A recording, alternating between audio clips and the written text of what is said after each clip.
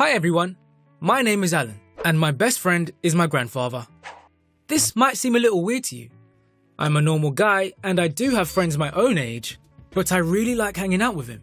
He has always been a role model for me, and recently something happened that totally changed both of our lives. My grandfather and I are very close.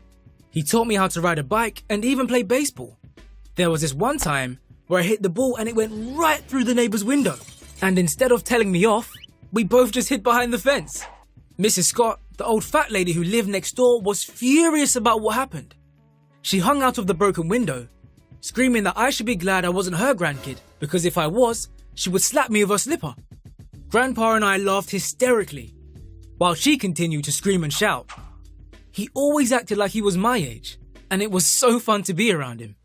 But now, I'm in high school, and I always have a lot of things to do.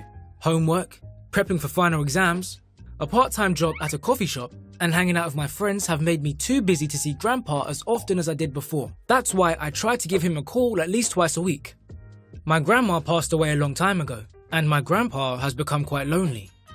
So one day I had an idea to set him up with a social media account. It was not an easy task. But after some practice, he became quite an advanced user. He somehow managed to find a guy he did military service with, a former neighbor who he hadn't seen for years, and even some old classmates. One of them shared a couple of ancient photos they had of my grandpa that I had never seen before. In one of them, he was at a New Year's Eve party wearing a dress, a wig, and a necklace. He looked hilarious! One day I left work on the way to see Grandpa when I noticed a girl. I could tell she was new to the area since I had never seen her before. She was reading a book, and she looked so pretty that I had butterflies when I saw her. I wanted to introduce myself, but on my way over to her, I lost my footing and fell on the floor.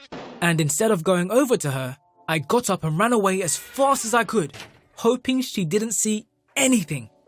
I ran all the way to my grandpa's place thinking, what an idiot! I fell on level ground in front of the most beautiful girl on the planet. I was pretty sure I had lost any future chance of meeting her. But when I saw Grandpa, I could not believe my eyes.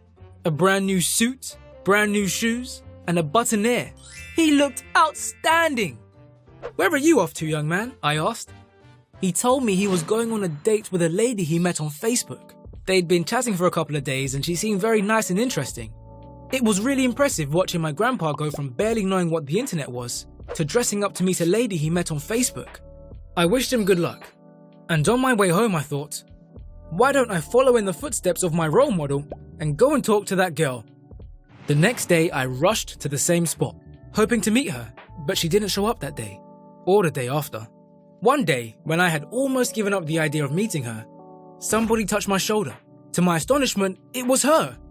Hey, aren't you the guy who was measuring the length of the floor? She asked. I went completely red. Don't worry, I almost didn't notice anything, she said. She smiled and invited me to a party she was going to have at her place. I said yes, totally shocked that she turned out to be more assertive than I was. She said it was a 1930s theme party and that there would be dancing. It was only later that day I realized that I can't dance. Grandpa and his new girlfriend Maggie promised to tell me everything about the 1930s and teach me how to dance. Now I didn't become Fred Astaire, but I did learn some nice moves, which were supposed to impress her. Her name was Kate, by the way. They also gave me a few useful tips on how to be a gentleman, like standing up when my lady sits down at the table, or having a handkerchief in my pocket in case she needs it. So armed with a bunch of information, I went to her place. It's needless to say that Kate looked like $1,000,000.